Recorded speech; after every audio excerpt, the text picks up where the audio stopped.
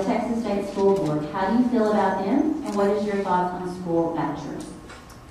Let me address the voucher issue first, since it's very short. We don't have real voucher issues in our district. I've never had anybody even ask me if that was an issue for us, and it's not. Regarding the expenditures of funds for education, I think the bottom line is spending the money as wisely as we can.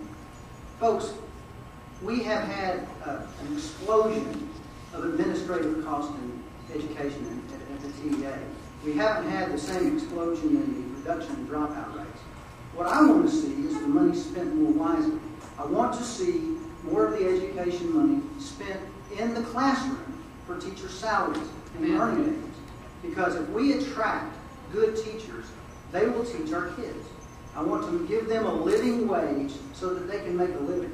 And I also want to develop a mechanism so that we can root out those teachers that are not effective. Those teachers that are just doing this until they find a better job. We can streamline the process, we can make it more transparent, and we need to go back to basics. I've got an article here from the Dallas Morning News a couple of weeks ago. SAT scores were lower this year than last year, except for those kids who had a basic core curriculum of 4 years of English, 3 years of math, science, and social studies.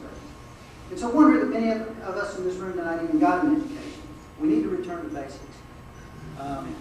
But what we also need to do, and this is what I find very disappointing about our current representatives, we need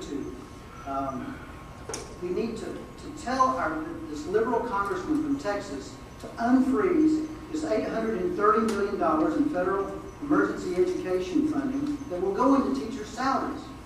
I'm surprised that my opponent is not screaming and yelling about that. But apparently, since it's one of his Democratic colleagues, he's unwilling to do that. I think you should tell this man to get his hands off Texas education and release that money to our children. Amen. Thank you, Mr. Cain.